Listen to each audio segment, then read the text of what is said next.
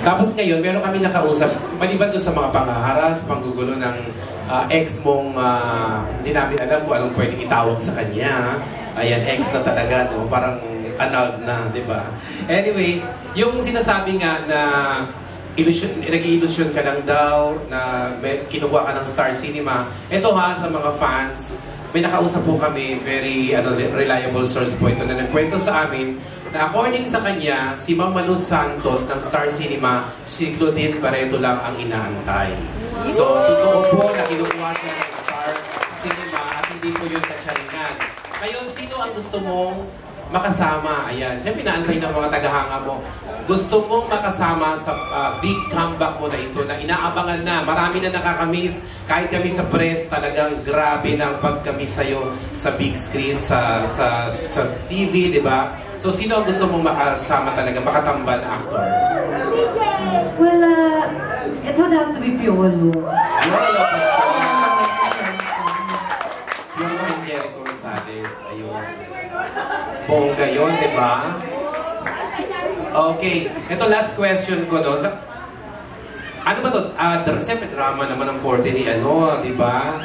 Yan ang kanyang pinaka-forte. Wala namang alam kung mag-action star. Baka naman maumbag niya na pagka-action star na, maumbag niya na si Raymar. Charing. Okay, yung simpatsya ng fans, publiko, ay nasa iyo na lahat, no?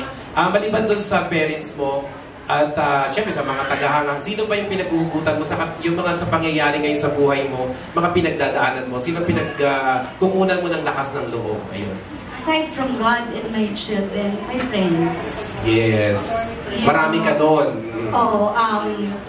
Ang dami-dami kong tinanggal. Dahil ang daming nagugas kamay. Totoo pala yun kapag you're at your lowest point at kailangan may mga kaibigan, dun mo sila nakikita ng disappear isa-isa. And then kapag medyo nakikita na lang okay ka ulit, pagpasok na naman sila, nakakalungkot. And then, siguro because I'm prayerful, sinabi ko lang, Lord, could you just please surround me? Take away everything and everybody na hindi makakabuti sa akin. And palitan mo ng mga tao na will inspire me, will encourage me, will teach me to be a better person and a better Christian, to be a better mother. And true enough, just like that, I have my friends na who at my worst talagang saw me at my worst, really loved me at my worst. So, we're just waiting kasi magre-rejoice kami at our guest, diba? Tama. May pahabol ako kasi sa pagka-comeback ng inyong idol na si Claudine, meron siyang ni-record na album. Ayan. Kwento mo naman sa kanila yung album na ni-record mo na makakaduwit mo si Attorney Ferdinand Topacio. Wala, trip-trip lang yun namin. Pero di ba meron na? Di ba nakapag-recording na kayo? Kasi lahat ni si BFF ko, si Attorney Ferdy, lahat ng mga, ano ba tawag, kliyente niya, pinipilit na mag-recording kasama niya. Kasi may K naman ang boses mo, napakinggan naman namin. Kahit yung walang K, pinipilit niya.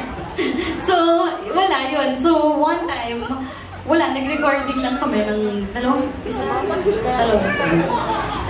Pero I think CD Light yata i-release mo, di ba?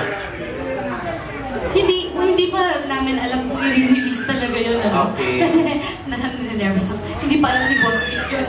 Sige. Hindi pa namin alam. Kumbaga lang yun, trip-trip lang. So, abangan na lang po natin kung i-release yung album, ha? Okay. Thank you. Pamimigay lang for Christmas. Thank you so much, Claudine.